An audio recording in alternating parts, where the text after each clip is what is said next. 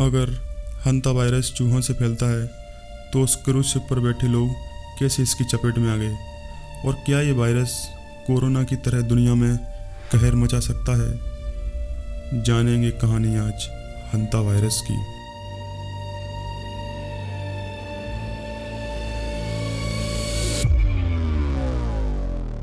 तारीख है 1 अप्रैल 2026। अर्जेंटीना के एक शहर उसियाया से एक क्रूज आज निकलता है।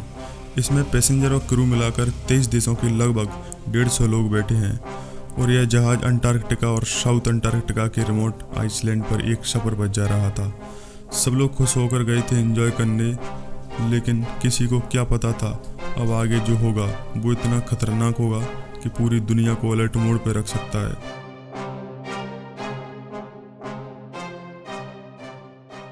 शुरू के कुछ दिन सब ठीक रहता है, लोग आपस में मिलते हैं, एंजॉय करते हैं, पार्टियां होती हैं। ट्रिप शुरू होने के करीब 5 दिन बाद एक 70 साल के डच पैसेंजर को अचानक से बुखार आता है और सिर दर्द होता है। यह शिप के डॉक्टर के पास जाता है, लेकिन 1-2 दिन बाद इसे सांस लेने में भी तकलीफ होने लगती है। देखते ही देखते अचानक से हालत इतनी ख़राब हो जाती है कि 11 अप्रैल को जहाज़ पर ही इसकी मौत हो जाती है। बाकी के लोग इसको इतना सीरियसली लेते नहीं हैं और अपना एंजॉयमेंट जारी रखते हैं। फिर उस लाश का क्या होता है कि 24 अप्रैल को यह जहाज़ अफ्रीका के पास एक आइसलैंड सेंट हेलेना पर डक करता है। यहाँ पर मुर्दा पैसेंजर की पत्नी उसकी बॉडी के साथ उतर जाती है और यहाँ से यह औरत साउथ अफ्रीका जाती है और 25 अप्रैल को साउथ अफ्रीका से एम्स्टर्डम जाने वाली फ़्लाइट में बैठने ही वाली थी कि अचानक से इसकी भी तबीयत ख़राब होने लगती है और तबीयत इतनी ख़राब हो गई कि इसे फ़्लाइट से उतार दिया जाता है। एकदम से यह एयरपोर्ट पर ही कोलैप्स कर जाती है और 26 अप्रैल को इसकी भी मौत हो जाती है। और जो लोग पहले इसको इतना सीरियसली नहीं ले रहे थे उनमें डर का माहौल था, क्योंकि जहाज़ पर मौजूद लोग बीमार हो रहे थे और एक जर्मन से आई महिला 28 अप्रैल को बीमार होती है और सिर्फ 4 दिन यानी कि 2 मई को उसकी भी मौत हो जाती है। एक बार फिर से किसी को नहीं पता था कि एक एक करके जहाज़ के पैसेंजर क्यों मर रहे हैं। 2 मई को ही इस पूरी क्राइसिस के बारे में वर्ल्ड हेल्थ ऑर्गेनाइजेशन यानी WHO को इन्फॉर्म किया जाता है। टेस्ट कंडक्ट करवाए जाते हैं और फिर डायग्नोसिस निकलता है हंता वायरस। ये कैसा वायरस जिसकी ना कोई वैक्सीन है ना कोई क्योर, और इसका डेथ रेट इतना ज़्यादा है कि इन्फेक्टेड इंसानों में से आधे इंसानों को मार सकता है। वैसे देखा जाए तो हंता वायरस कोई नया वायरस नहीं है। इसके बारे में लगभग 70 साल पहले से ही साइंटिस्ट जानते हैं, जब यह पहली बार सामने आया था एक जंग के बीच जहां हजारों सोल्जर बीमार हो गए थे, लेकिन फिर भी अभी तक इसका कोई इलाज नहीं बना पाया। एक्चुअली में हंता वायरस कोई सिंगल वायरस नहीं है, यह वायरस की फैमिली है जो चूहों में मिलती है। अलग अलग टाइप के चूहों में अलग अलग टाइप के हंता वायरस हो सकते हैं। इस वायरस के बारे में मॉडर्न हिस्ट्री में सबसे पहली बार पता चला था 1950 की कोरियन वॉर के दौरान। इस वॉर में अमेरिकन सोल्जर्स साउथ कोरिया में लड़ रहे थे और अचानक 3000 से ज़्यादा सोल्जर्स एक अजीब बीमारी का शिकार हो गए। पहले इनको तेज बुखार आया, सिर दर्द, उल्टी हुई और फिर किडनी ने काम करना बंद कर दिया।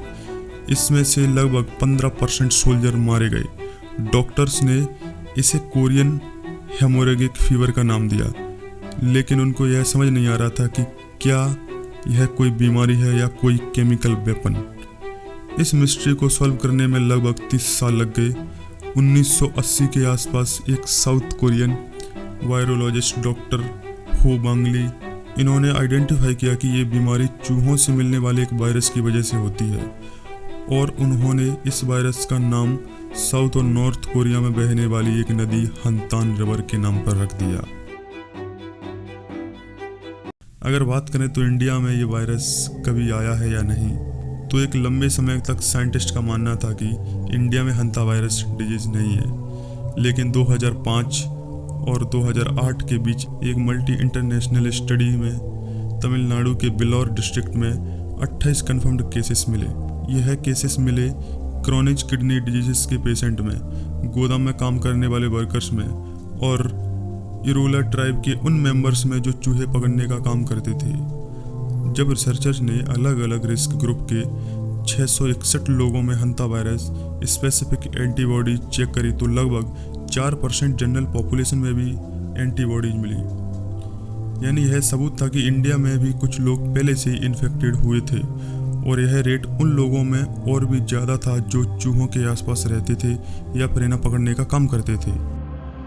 पहले तो डॉक्टर्स और साइंटिस्ट को लगता था कि ये वायरस सिर्फ चूहों से चूहों में फैलता है, लेकिन सन 1996 में सदर्न अर्जेंटीना में एक आउटब्रेक ने इस भ्रम को भी दूर कर दिया। जी हाँ, हंता वायरस फैमिली का एक ऐसा स्ट्रेन जो बहुत ही डेंजरस एबिलिटी रखता था, यह इंसान से इंसान में फैल सकता था। आज के दिन पूरी हंता वायरस फैमिली में यह एकमात्र ऐसा स्ट्रेन है जो ह्यूमन टू ह्यूमन फैलने की दम रखता है। लेकिन अच्छी खबर यह है कि यह कोविड या फ्लू की तरह हवा में नहीं फैलता। इसके लिए आपको बहुत फिजिकली कांटेक्ट में आना होगा, यानी कि आप किसी और इंसान के एक लंबे समय तक काफ़ी करीब रहे या एक ही बेड शेयर किया या उनके बॉडी फ्लूइड से कांटेक्ट हो। इसलिए आमतौर पर फैमिली मेम्बर्स के बीच में ही फैलता है, या फिर जब तब कोई इंसान किसी इन्फेक्टेड पर्सन के बहुत नज़दीकी से केयर कर रहा हो। और यहाँ पर एक और ट्विस्ट ये भी है कि साइंटिस्ट ने अर्जेंटीना में डॉक्यूमेंट किया कि कुछ इन्फेक्टेड लोग सुपर स्प्रेडर्स की तरह बिहेव करते हैं।